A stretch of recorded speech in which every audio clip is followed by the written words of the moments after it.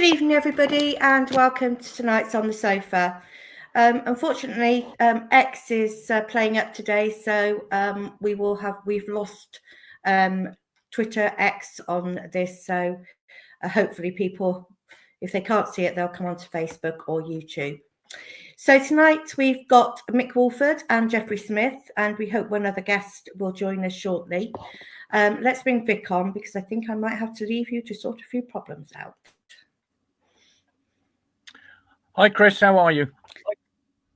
Well, I will be okay if the computer's not messing up. So we haven't got Twitter, I'm afraid. No, I think there's a few problems with the internet tonight. I think with one thing or another. I can give you some SAS news for you. On the 29th of March, of course, we go to Morecambe. And they're taking bookings for that. Members £33, non-members £35. It departs the county ground at 7:45 a.m. That's for Morecambe on the 29th of March. So if you want to go to Morecambe on the bus, then get in touch with SAS Travel. There are spaces to be had. And let's keep that tremendous away support going, because it was tremendous on Saturday at where were we? Doncaster, that's where we were, after that, going behind 2-0 at half time and coming back with those 2 goals early in the second half. So the away support is amazing at the minute, so let's keep that going. Yeah, Doncaster, that's the one. Results for you for the weekend as well. The youths, the under 18s, so won 4-2 at Bristol Rovers. Goals for Charlie Betts, Abu Kanu, and 2 for Kian Larkins. One was from 30 yards. It was an amazing goal that curled into the top corner of the net. So well done to Kian. A 4-2 success for Bristol Rovers. And you were at the county ground yesterday, Chris, for the women's team.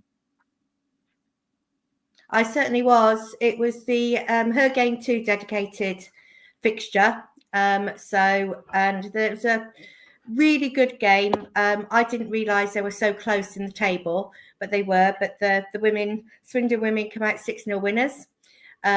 Very, very good match. And well done to Holly for the organisation of the Her Game 2, because there was lots of girls' teams there. And it was a really good afternoon. So I hope everybody who attended enjoyed it as well. What else have I got to say? I will try and get Twitter up. I'm trying, but it's not playing the game. But just a shout out to Dave, the chair, and Julie. Lovely to see you again on Saturday. And you're looking so well, Dave. It's amazing. You've both been through a lot the last few months. So it was great to see you Tuesday and Saturday. So well done, you. So yes. So should we get Jeff and Mick on, and I will endeavour to try and find Roger as well. So as in Mick and I will go on the hunt. I will see you in a bit. Thanks, Chris. And we should say congratulations to the goal scorers yesterday for the women. Annie Colton got one, Helena Diaz-Butcher, Tori St Clair, and there was a hat-trick. Hugh got a hat-trick, and there was a goal also for Billy Haynes. Gentlemen, welcome. Mick and Jeffrey, it's great to have you along. There's a reason that we got you all on today, because we wanted to go down memory lane. It's a very special week, of course. Behind me, you might see a shirt which pays tribute to the 1969 League Cup side. The one this coming Saturday, of course, is the anniversary. So we'll be paying tribute to that at the ground on Saturday. But also we've got you for your memories, which are pretty special. We should also say that this coming Friday is the 5th anniversary of us not going to Oldham and the start of the COVID crisis. It was this coming Friday we should have gone to Oldham. That was called off, and we all know what happened at the end of that season. And of course, our best wishes go to those who lost people during the COVID crisis 5 years ago. Mick, a very warm welcome to you. Jeffrey, a very warm welcome to you as well. Mick, let's talk about your history first of all, Mick. A former player of Swindon Town. When did you first join the town? 1959. But the season prior to that was that I was playing for Swindon British Railway side in the Wilts Premier League, and we won that league. And in those days, Swindon Town had an A team in the Wilts Premiership and the Hellenic League. And during Bert Head put a strong side out, the reserve side to play us, played Swindon BR, and we beat them 5-2, and I scored a couple of penalties. Anyway, I think he was probably but I had a couple of season and a half of it West Bromwich Albion before that, and so joined the club. He came round to my father's house. I was out one evening. I was out the evening, and my father said I would only go there as a part-time player because I was serving an apprenticeship in Swindon British Railways. So joined in 59 and got into the reserves on the 26th of September. As these dates sometimes stick in your head. There was a famous jockey got killed on the flat that day, Nanny Mercer. That's how I remember the date quite easy. Played in the reserves, and then we played on Christmas Day was on the Friday, so we played in the reserves on the Saturday, and the next game was going to be Monday, but we all had to report on the Sunday, and the sides got put up. Harry Cousins put the sides up on the board in the home team changing room, and I looked in the reserves. I thought, well, I'm not in the reserves. Yeah, I scored about 10 goals in that short spell, and then looked in the first team, and Mike Zornby and myself, we were caught up into the into the first team. So the reason for me in there was Jimmy Gold, who was a bigger name at Swindon. He was injured. Bronco Lane, who was centre forward in the first team, was on a suspension. So we sort of both got in on that. That was on the Monday, the 28th of December. Beat Bournemouth 2-0, and then we went up to Bradford. So that's when it first started, Vic. Yeah. Brilliant. Well, we'll get more about that in a minute because obviously your first team debut is a big deal. Jeffrey, now you know Mick, you've known him for a long, long time, but how did you first get involved in the town? Well, we've lost your sound, Jeff. For some reason, we've lost your sound. So, no, you're gone again. Yeah. Can you speak again? No, for some reason the sound has gone. Well, we had you earlier, but anyway, Keith says, Dave the Chair's amazing. Great inspiration to the likes of me. He certainly is. It was good to see him on Saturday at Doncaster. Well, while Jeffrey tries to sort his sound out, Mick, let's talk about that debut then. You and Mike Sowerby, what a player that was. How did you feel when you knew you were in the first team? Terrific, wasn't it? But it was such a surprise, and obviously because Jimmy Gold was injured, probably that's how I got the place. But it was brilliant, and because I was doing an apprenticeship in British Railways, I was only training Tuesday and Thursday, so quite a few of the first team players didn't know me really, So the next day you're in the first team, and didn't sleep much that evening. But once you ran out onto the pitch, because the nerves are there before. I mean, when you're on a pitch, the whistle goes and you're into it, Vic. But and it all went well for us. Yeah, really, really good. Yeah. But I say, you're given a chance. You just got to. One thing that in those days, Vic, was, and I've been thinking about it quite a bit. When you start off at school playing, my father played. He played a couple of games in the Western League side for Swindon Town Reserves because that was what they were in many, many years ago. And my father played it inside forward, but I played it inside forward, and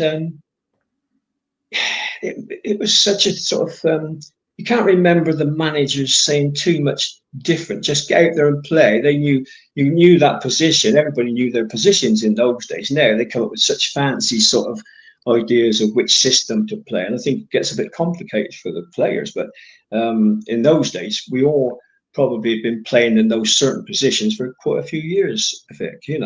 So the manager really was all about encouragement. Nothing about different styles of play. I mean, you had 2 fullbacks, you had a centre half, 2 wing halves, 2 inside forwards, centre forward, and 2 wingers. Everybody played the same way, Vic. You know.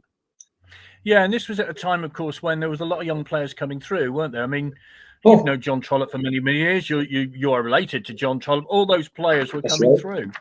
Yeah, there was. I mean, if another person that comes to my mind, sort of Roger Smart was coming through. You got Ernie Hunt coming through. You had Cliff Jackson coming through. It seemed to be an abundance of local players, really. You know, it was amazing. And Bert Head wasn't frightened to sort of chuck people in either. You know, I mean, you had Terry Woolen coming through, and there was a lot of young players. But so really good. You know, you felt part of the setup as soon as you sort of got in with it. Anyway, you know. Well, Jeffrey's back with us on Vision. Can we hear you in sound, Jeffrey? Testing 1, 2, 3. Yes, marvelous. That's brilliant. Well done. Don't touch anything. Right. So, how did you first get involved with the town, Jeffrey? But not so exciting as Mick Mulford's, but I can tell you, my interest was, I was born and bred in Swindon in Wills Avenue, and I lived 2 doors away from Harry Cousins, who was the trainer of Swindon Town in them days. And I was invited, my brother was invited first, and then after he had his period, I was invited to be the Swindon Town ball boy for 3 seasons when I was 13, 14 and 15. And that enabled me to go into every home game, first team and the reserve games for whole seasons. I was allowed to sit with the players on the players' bench, go into the stand, go into the dressing rooms and watch them get ready to come out on the pitch at the beginning of the games, half time, and at the end of the game, which I found very, very exciting. I didn't realise just how lucky I was in that period of time. But my best experience was also I had the opportunity to clean the football boots for some of the players. And, you know, I've cleaned boots for Sammy Burton, Maurice Owen, Jimmy Cross, Harry Lunn, George Hunt, Ray Bedridge, Bob Edwards, Harry Lunn, Jimmy Bain, all the old players, you know, and they were some real nice lads, you know what I mean? Give me a real So how did you? I mean, you know, you mentioned 2 names here, Maurice Owen and Sam Burton. I mean, these are real town legends. Maurice Owen, leading goal scorer, Sammy Burton first, you know, most appearances for the town, etc. Until John. I mean, what was it like, you know, being connected with those as a young fan, as it were? Oh, terrific excitement. You know what I mean? And they were good, you know, they were good players in them days. I mean, the game itself was completely different than what it is today. As you know, there was heavy leather balls and heavy leather boots, and they were hard boots to clean, not like the modern boots of today. But I mean, it was all good fun. I was, you know, really excited to be able to have the opportunity to do it. I mean, I was going to say, when they came off those muddy old pitches, there was a lot of cleaning to be done, wasn't there? Yeah, there was an old white china basin at the back under the stand, the old Arkle stand, and freezing bloody cold, and I had to wash them off. I mean, some players wouldn't let them touch their boots. They had funny ways, but most of them wanted them cleaned and inspected, because in case the studs were damaged or had to be replaced or repaired, because it was something that had to be done all the time, you know, nearly every game. There'd be something gone wrong with the boots. But they were very, very particular, even in days. They meant to make sure they were dubbing up and soft. Otherwise, they weren't a happy chap. I mean, Mick, what were your... did you go through the apprenticeship type scheme, or did you not actually have to do that? What was your background? No, well, I said to you that I went to West Brom when I was 16 and a half, and that season and a half up there, got into the youth team up there. And a guy named Burnside was playing inside forward. And then we got beat by Wolves, who went on to win the FA Youth Cup that year. They beat Chelsea in the final, and they had Jimmy Greaves playing in for Chelsea, and so I didn't really come through that. I signed for Swindon after Swindon BR, so I didn't come through any sort of youth team out there. No, but like we said, there was some really, really good players. I mean, Sammy Burton was in goal then. Morris was about, but coming towards the end of it, and that's right. I'll say. Go on. Dave Corbett was about there, so there's another young lad. You had Keith Morgan coming through as well, so there was Bobby Woodruff. Really, really good times that was. Yeah. Well, we can now say very good evening to Roger Reeves, MBE. So, Roger, a very good evening to you. Thank you. I'm so sorry I'm late. I had troubles, but fortunately, Botan was on hand to come in and save the day again. Well, it certainly saved the day on Saturday. That's true. I mean, we've all had troubles tonight, Roger. It's not just you. I can assure you. It's not just me. No, you're not alone in this. I can. I feel a little bit better now. Excellent. Now let's get your background. How did you first get involved in the town? And also, you must be delighted with the result yesterday for the women too, because of your involvement with the women's team over the years. But how did you get involved with the town? Well, as a support, I mean, a young lad went along. The guy opposite took me with his lad to see a game, and it's grown from there. I think we played Port Vale, and in those days they used to have benches around the ground for youngsters and people to sit on. I think it was one of the three to sit there. And I remember during the ball came off, hit me off the bench. Yeah, and I've been going ever since.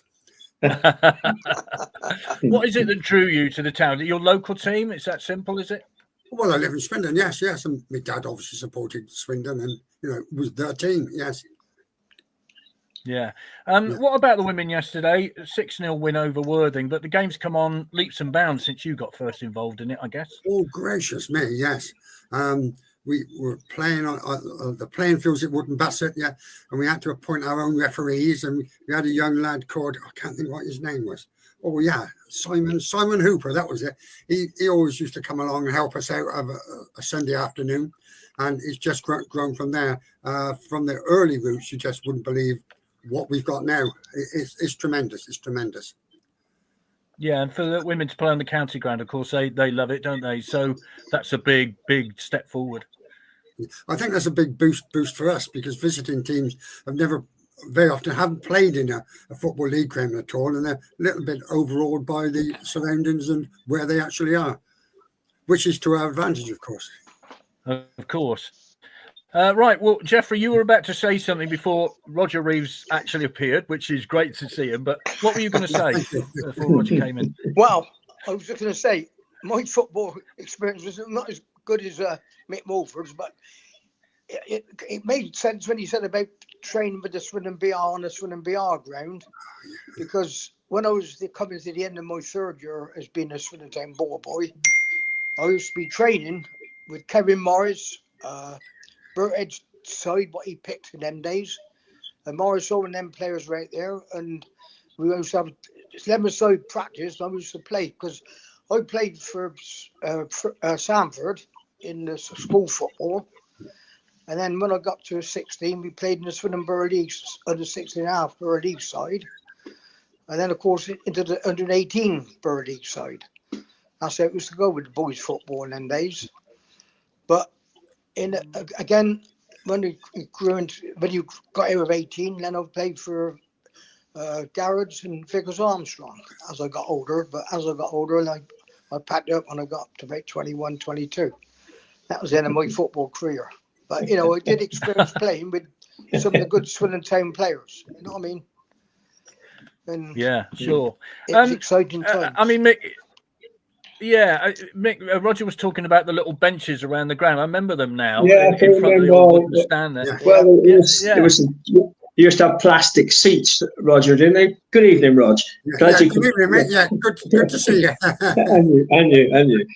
I didn't think I'd ever make this. I've never done anything like this before, so it's a brand new thing to me. And but now they had the benches around, and you had there was plastic seats at one stage, because I can remember you're talking about the football pitch out there. Well,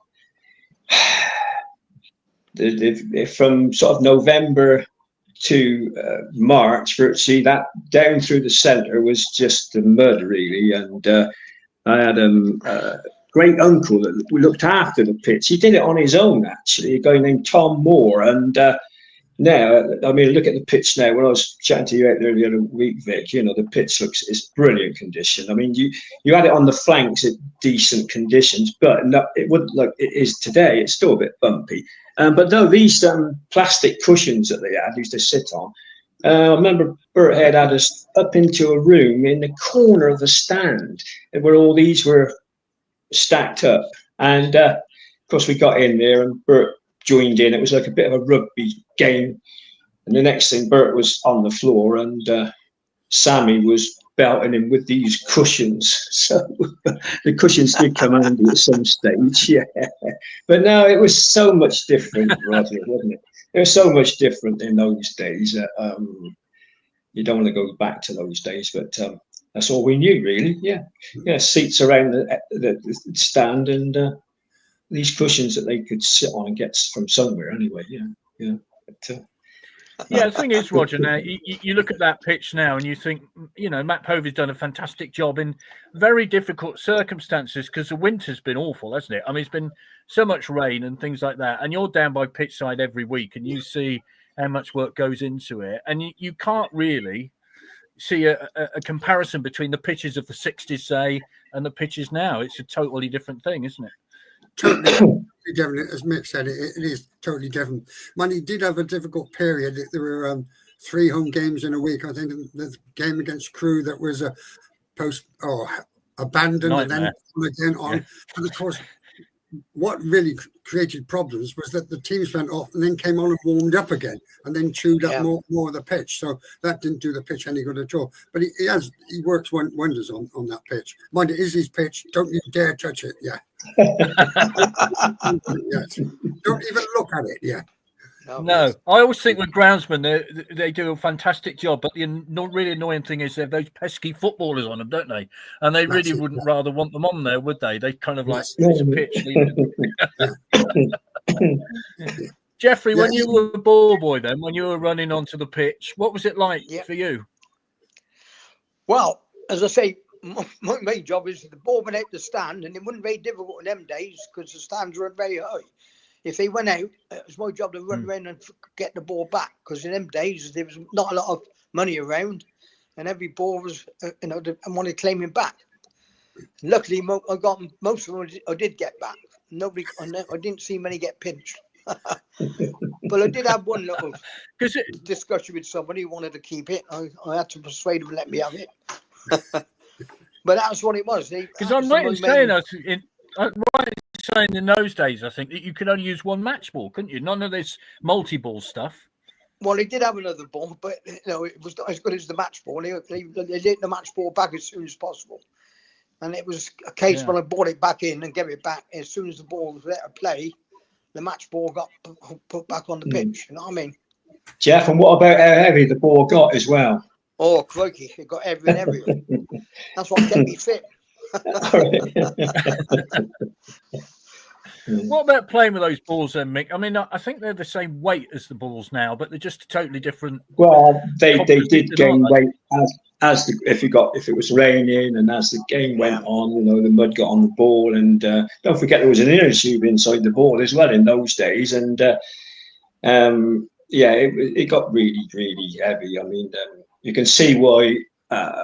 So many players that were playing in those days, especially the central defender or now, or even the centre forward who were heading the ball that much more, you can see where they got this dementia thing coming in with that, So the games moved on so much. I mean, I used to go on I was about sort of not even 11 stone perhaps when I went onto the pitch, but you come off the pitch after those days feeling about half a stone heavier, because the kit was much heavier, the boots were much heavier as well, everything, it's moved on so much that when you were playing, nowadays I see the ball getting struck out from central defenders out to the winger, and they bring it down so easy. They just bring it down in one movement.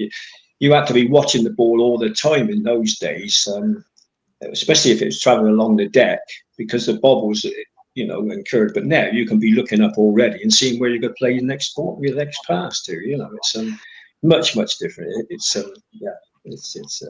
Those were our days really to play football. Yeah, they were. And talking about those balls, Mick, they used to have a lace in them as well, didn't they? That's correct. Yeah. And when if you're playing in a bit of lower level where the lace hadn't been done up quite right, and you headed that, you had a lace mark all across your forehead. Yeah, that's right. Jeff, you were going to say something. Yeah, I was going to say, talking about heavy balls and dementia. I can remember one particular incident when I was watching. It was a reserve game, and Ted Batcher was centre half, and he was a big guy. But I can remember there was this free kick. This bloke took a free kick from outside the penalty area, and old Ted Batcher, it was straight on the head, and the ball went right back into the other half of the pitch, nearly to the goalkeeper, the other end, and he went out straight for the count, and he was out for about 10 minutes, knocked out. That's honest truth. I can remember it was a real heavy, wet day, and he went down like a sack of potatoes, and everybody was concerned about him, but he was all right. He come round, but. So I can understand that, but them balls in them days, when they've been playing in the wet and heavy conditions, they were heavy. There's no doubt about that. Yeah. And I've seen go on. Yeah, I've seen Garth Hudson, who's the other centre half for the first team. Many a time he's headed them out, and they've gone from one end of the pitch to the other because he was built like a brick house. You know what I mean? He was a big chap, 6'4", and he was on real energy. You know what I mean? Good play. Yeah, we should say at this point, actually, Tyrone Williams, you might well know, who suffered that injury at the county ground a couple of weeks ago for Chesterfield. I see there was a video online of him actually walking, which is fabulous. So we wish him well in his continued recovery, obviously, because it was like you were just saying, he was down for a long time, and there were all sorts of concerns about his situation. Roger, how did you get into the administrative side of football? From the winner side of things, I managed the team, and then was secretary for a time, and then when the Southwest Combination League was set up, I joined the committee there and various roles, and finished up as league secretary for that. And then as it progressed, the Southwest Combination League was merged into the FA National League, and we became Division 1 Southwest. And I joined the management committee of the National League when that was formed.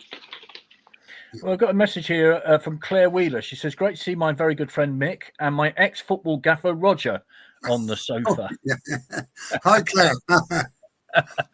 So it's obviously you're a man in a woman's world. So how difficult was that? I think it's harder the other way around. A woman in a man's world. My daughter Kim runs the school football team at the junior school. Yeah, and she irritates her very much because the men will come and take over from her. She's a woman. What does she know about it? Yeah, they know all about football because they're a man. They don't know that she's played and qualified to a decent level. Yes, but it is difficult for some men to accept that women do play football and play very well. Yeah, they do play very well. What about when you're a secretary getting a team for a game? Because in all levels of football, there's always somebody who, I don't know, has a social engagement and they can't come along, all that kind of stuff. Was it similar in the women's game? No, we were very fortunate that we had a good squad, and particularly now it's a good, strong squad, and players are keen to keep their place. Yeah, sure. Jeffrey, what was your favourite memory of those early days, and what's your best recollection, would you say? Well, I mean, they were all exciting times, and again, as the game progressed, I was following them all the way through. I've always been a Swindon Town supporter all my life. I'm a season ticket holder. I've been for the last 25 years. But saying that, I've seen every game at Wembley when we won any promotion. When we won, I had a whole season with the Premier League when they got promoted to the Premier League.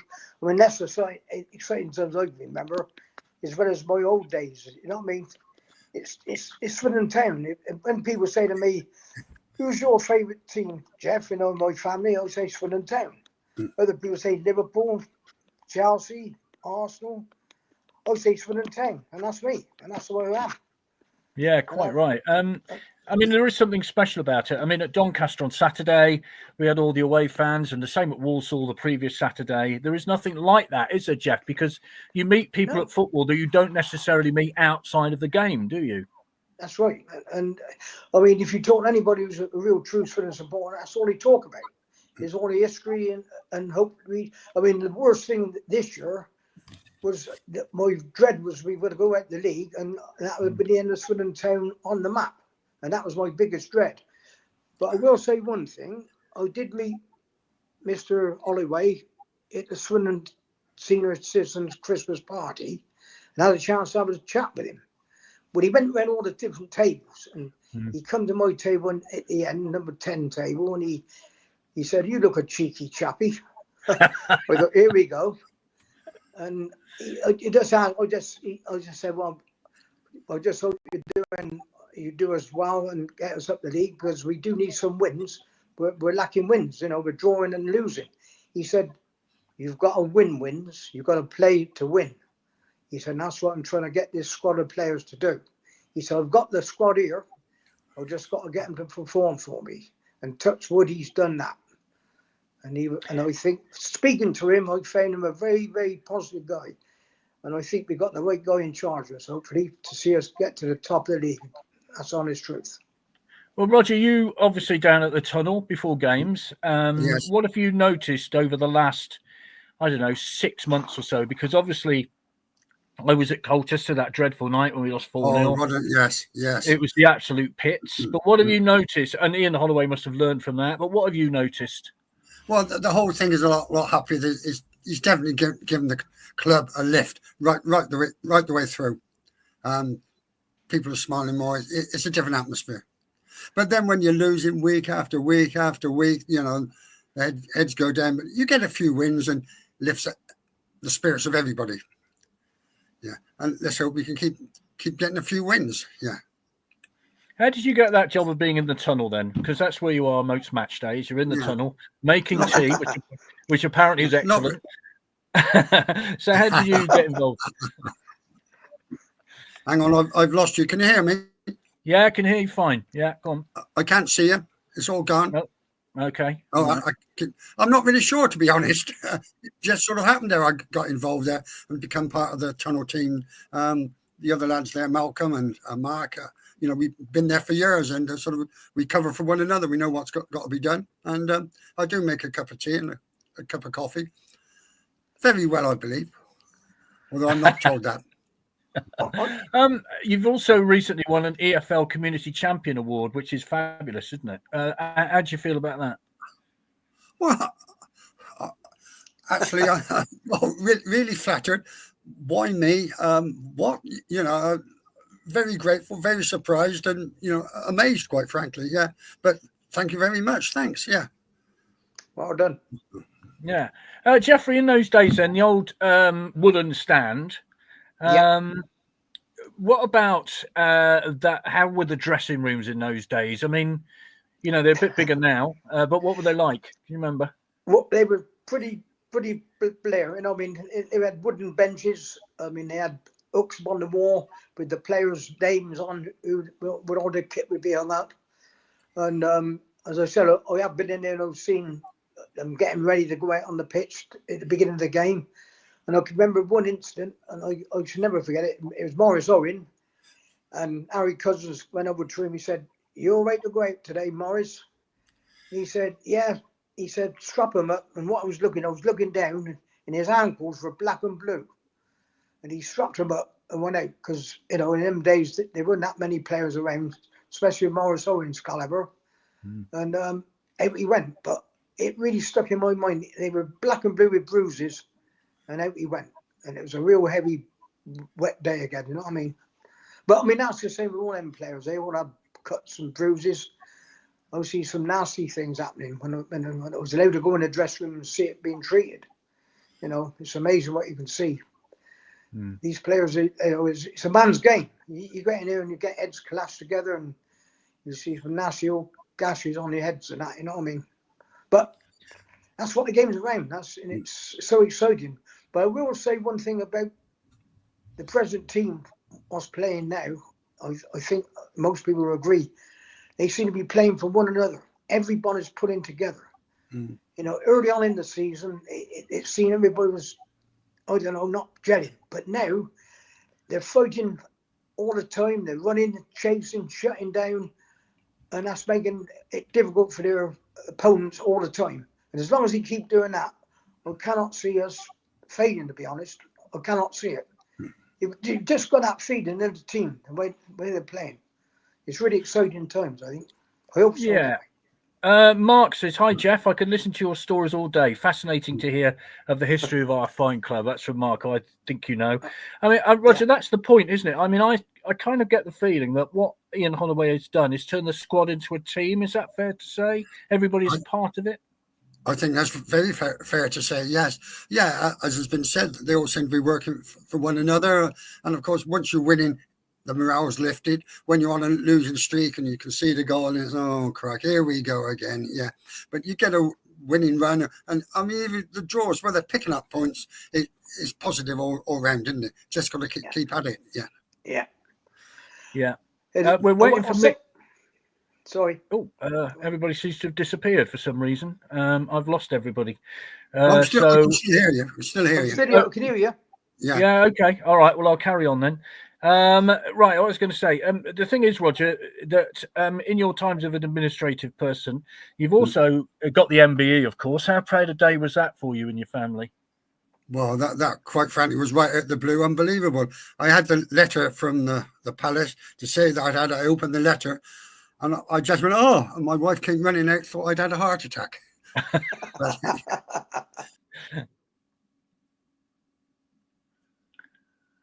Well, can you still hear me? Hear you? Yep. Yeah, I got you. Yes, yeah, most men will pay, of course. There, I think. Yes. Yeah, I got you and see you. Yeah, as we said, the internet's playing what's it. Anyway, sorry, Roger. Carry on with your story about the MPE. Go on. Yeah, it was a remarkable day, one that, stays with you for the rest of your life. And, I'm very flattered, very honoured, very grateful to have had such an award. And the Advertiser Unsung Hero Award. These awards keep coming to you, don't they? Yeah. I was very grateful yet again to pick up one or two things like that, yeah. It's nice that people recognise what you've done. Although you don't do it for recognition, you do it because you like doing it. Yeah. So that makes it even greater that somebody else appreciates what you do, enjoying yourself. On an average week then, when you were manager stroke secretary stroke whatever it was, how many hours would you spend on football each week? Now? Yes. Whenever. Yeah. Well, it's probably a good couple of evenings sorting out the bits and pieces. And is the family understanding about all that? My wife isn't a football fan. Yeah. No. She doesn't watch it, but she understands that I am, and she's accepted that, and she supports me wholeheartedly. Yes. Marvellous. Very grateful to her for her support. And Brilliant. Of course, my daughter played. We had 3 girls, 2 girls, great, and then the 3rd girl, Kim, played football.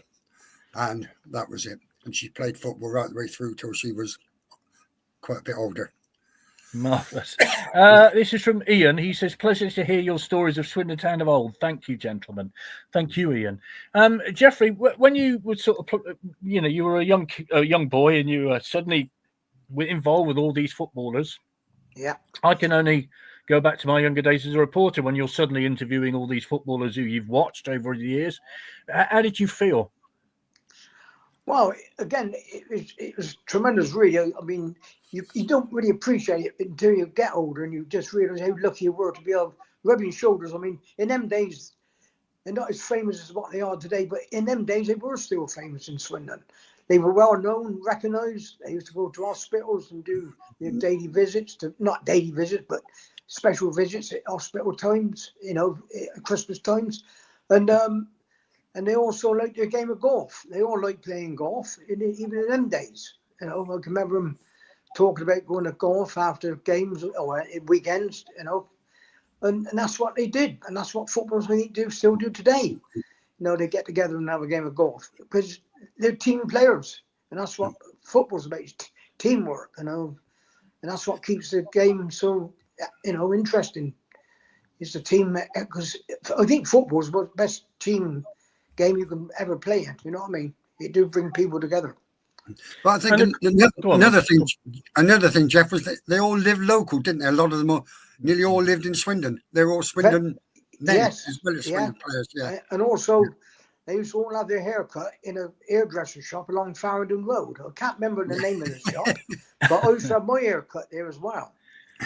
And I can remember going in there, sitting up on the board as a boy, and I could see all their pictures around the hairdresser shop. You know what I mean? And it is what it was. It was Swindon, and it was good times. But I mean, times have changed. But then I'll vote for the best or for the good. I'm not sure, but but time goes on, and everything moves on. But I had really exciting times. I can't say, when I think back about it, I was very, very lucky. I mean, it was a boy's dream to go and sit alongside the lads on the bench, and I, as I say, I watched every game home and away for 3 seasons. Not home, sorry, every home game, reserve game, and first team game, all through the season. Every game, never missed one. Fantastic. Sean says, loving these stories. So, gentlemen, thank you for this. The thing is, Roger, when we were, we talk about this a lot, but before Mick disappeared, we were talking about the football combination, and those were great games too, weren't they? Because it's a gap that's not there anymore, which is a real shame. And we saw Boaty and Amin come on Saturday and change the game within the space of 5 minutes. But there's a big gap between the youth team and then the senior team without the combination in the middle. There is, yes. There was a time when we played the development games, which was sort of a mixture of senior players and stronger youth team players, but we haven't done that for some time. But going back to that old football combination, you had the reserve teams of Arsenal and Tottenham and Chelsea, and you go to those games, you never know who was going to turn up and play. Somebody coming back from injury or something like that, and you used to get top internationals playing in those games, in the reserve team games on the county ground. Yeah, they were great games, Jeff, weren't they? They could see the top players. Just going back to Roger's comment, I mean, when you think about it, them players, no, I've been lost what I was going to say. I'll come back to you. I've got to think about no worries. That one. Okay. Yeah, come back to me. Yeah, what about somebody like Boaty, then, Roger? I mean, to come on and do what he did on Saturday, all of a sudden they're talking about him, and there's a buzz, and yes. How much pressure is put on young players when that happens? Well, he seems to be taking it all in his stride. And you've got to remember, he's a Muslim, actually. So he's in Ramadan. Yeah. And a meal before sunrise, nothing until sunset. So what he did the weekend, was a tremendous achievement, really, considering the situation he was in food-wise. Yes. Yeah, it was incredibly hot as well. Yes. So no fluid to be taken on, which was even greater achievement as well. Yes. So what if you remember what you were going to say, Jeff? Yeah, just say what Roger said about the combination league. Yes, that was the league I was allowed to watch all them games in them days. That was the combination league, what I called the reserve team. And that was quite a high level of football, believe it or not.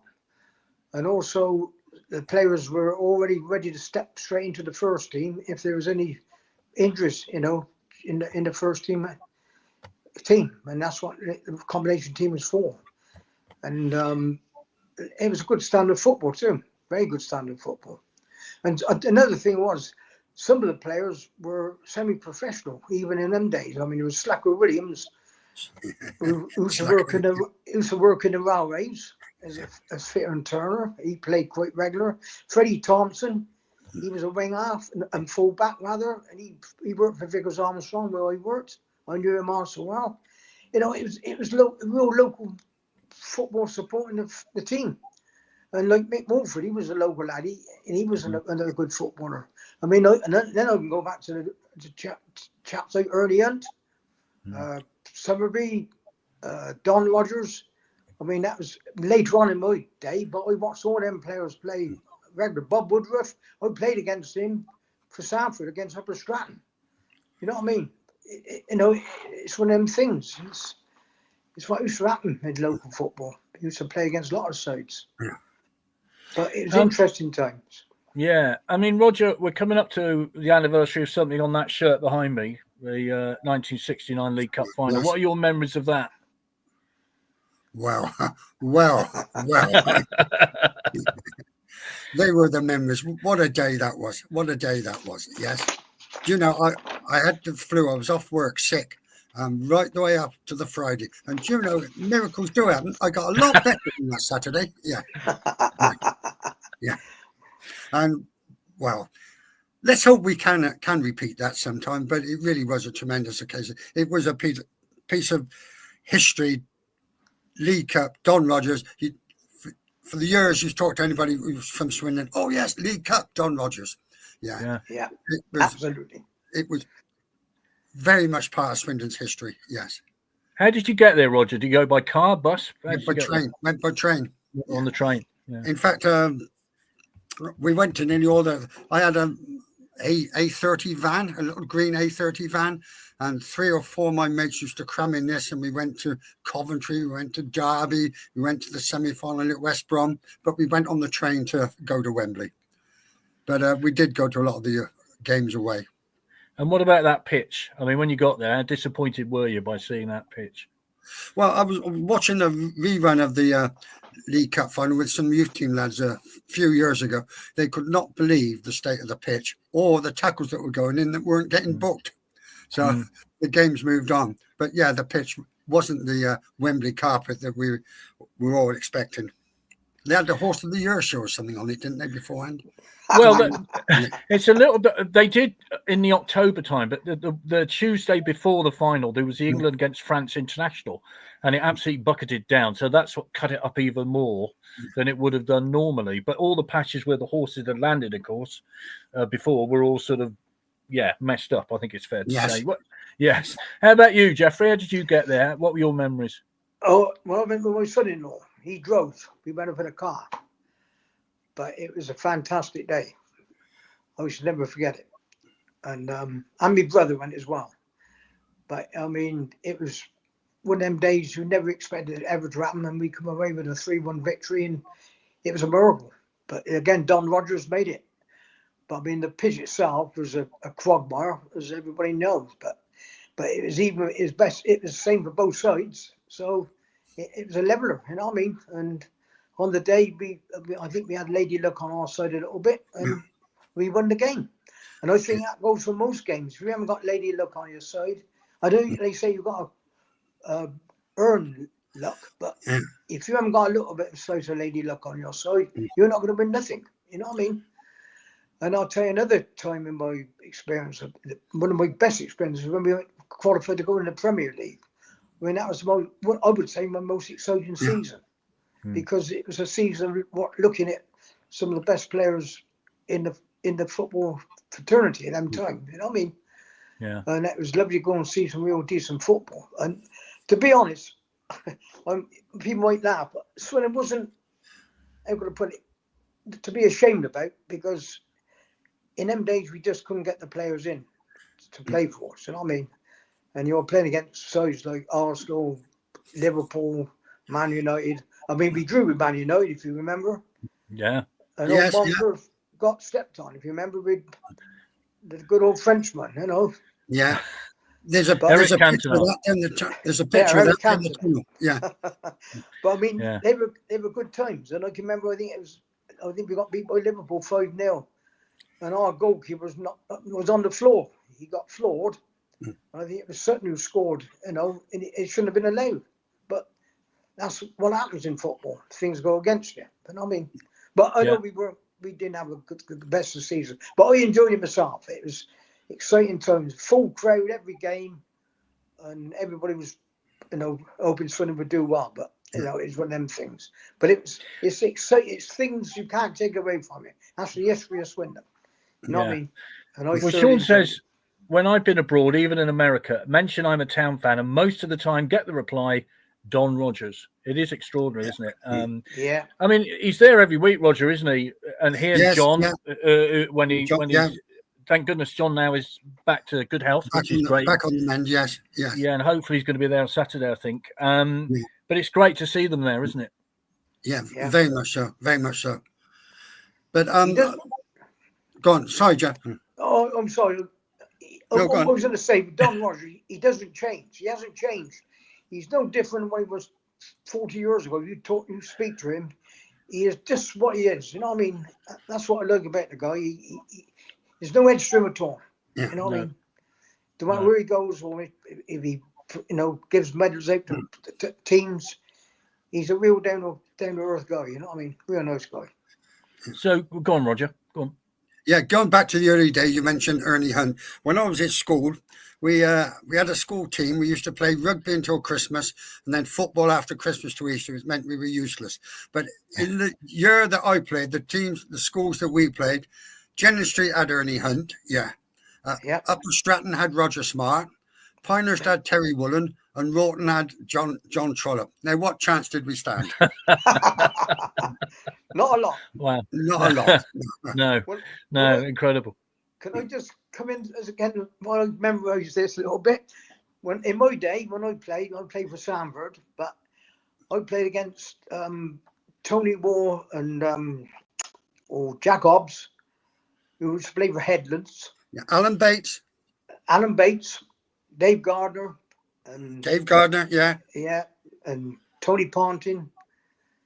But what I was going to say, I did go up and watch England boys play at Wembley, the under-15s, and we were playing Scotland and we beat them. But we had 3 Swindon players playing in that game. Alan Bates centre forward, inside left was obviously from Edlands, and Tony Moore outside left. And that was a good achievement too.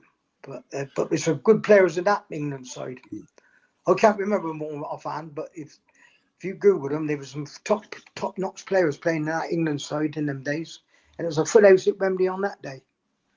That do you think, Roger, in the schools. Do you think, Roger, we are getting back to seeing local players play for Swindon again? Nah. No, a lot of the youth set up aren't Swindon boys. They come in from various towns that have been picked up by the scouts, and a lot of the youngsters are sort of in digs, staying with families in Swindon. So it would be nice not that many local lads. No, it would be nice to get back to an 11 local player Swindon team, wouldn't it? Do you see that ever happening again? To be honest, perhaps not. No. Yeah. You know the main reason. You know the main reason why that is, though. Why? Because we haven't got the money being put into the club. I know I don't like talking about money, but I mean these other clubs got these players, 10 or 15 players they can put out on loan to different clubs. We haven't always had the beauty of that. We've got a close set of players, and that's our budget. You know what I mean? And we're limited to sort of players we could get on board, aren't we? Not? Is that not true?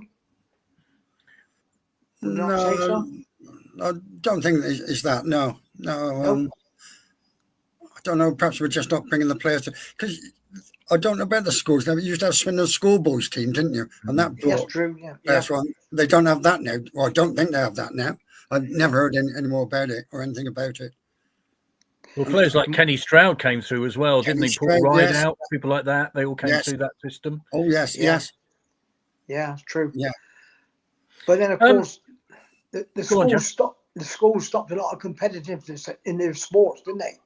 The modern school in today, they don't like having too much competitiveness when you play sport. Well, to me, sport is competitive. You've got to compete against one another to get anywhere. So I think that might have affected the local sort of supply of players, to be honest.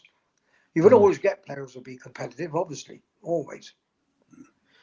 Well, our time is coming to an end. I'm very sorry about this, but it is. But I don't know if we can do this before you both go, and then we'll get your recollections afterwards. So, Chris, are you there? Chris, can you join us again? Well, briefly, she joined us. Only we've got a little video with some memories.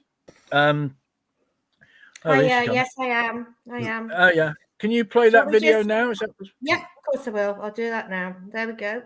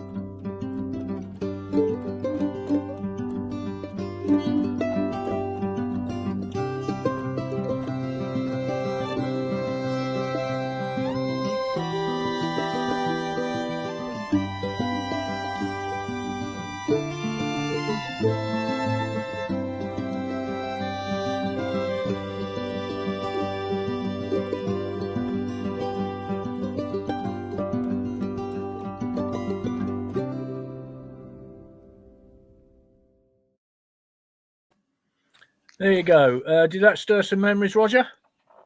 I couldn't see a thing. Sorry, I got a blank screen. Oh. The music was nice. The music was good. But I saw it. It was lovely. You saw it, yeah? Yeah, fantastic. Absolutely. Stir a few memories? Good. Oh, that's good to know. Didn't it just? Really, really good. In fact, I'll come down and see you Saturday, Vic, and shake your hand. Yeah, lovely. One name we didn't mention, of course, was Peter Downsbury, who was magnificent in that game, wasn't he? Oh, yes. Absolutely. Yes. Absolutely, yeah. I mean, there's so many... I can't do any memories because I was very young. Oh, right. Sorry. I'll tell you one thing, Vic. I forgot to mention. On the Sunday, obviously, when they come back from winning that game, they come down through Old Town, past Christchurch, and my daughter was being christened on that day. And we come out of the church, and there was crowds and crowds all the way down the road, all the way down Drove Road. And we come out of the church, we watch them go past in the open bus. You know what I mean? Fantastic. I mean, again, experience. Could never get enough of it. You know what I mean? It sticks in my mind forever. Unbelievable. That was my third daughter. Yeah. Well, I was in the crowd outside the town hall when they came out on the balcony. Amazing. Oh, wow. Yeah. Let's do it again, shall we? Let's do it again. Yeah, Let's do it absolutely. again. That'd be nice. Yeah, Yes. that'd be nice. Can you remember when we qualified to come to the Premiership? There was people on every bridge on the way back from London to Swindon. Yeah. I remember them seeing it as the bus come back through and it was filming it. There was people hanging out Swindon town over the top. It was absolute unbelievable. That's the sort of memories you want to keep going and have some more, we hope. Yeah. We certainly do. Absolutely. Yeah. Absolutely. Well, Roger, Jeffrey, thank you very much indeed. And Oh, thank sorry you. we lost Mick. We'll get him back on Yeah. one day. Yeah. Yeah. Sorry I But- couldn't get on. Sorry I can't see you, but what I saw, I enjoyed. Yeah. Nice to meet you again, Nick, and The most important thing is, Roger, we can see and hear you. So there Yes. you go. Yes, So we that's the can. most important. Yeah, I'll come and shake your hand as well, Roger. I Okay. look forward to that, Jeff. And we can Have a reminisce. little reunion. Yeah, we'll Reminisce be again. you. Lovely. Mick Thank you both very much. apologises. Yeah, No, Mick thanks very much. apologises. Thanks very much. Thanks for letting me to be part of it. Thank you. You are very well. Don't go away, guys. Don't go away. Okay. You stay where you are for a minute. Mick apologises. He's got trouble with his phone, but we're going to get him on again, Vic, for to finish it off. So we'll do that. Oh, well done. But you two don't go anywhere. So we're going to end this now. Thank you very much to Jeffrey and Roger. Thanks, Vic. And Vic and I will be back next Monday for a Monday night panel after the Cheltenham game. And we will hopefully all see you at the County Ground on Saturday. So take care, everybody, and goodbye. Wish me there. Be there.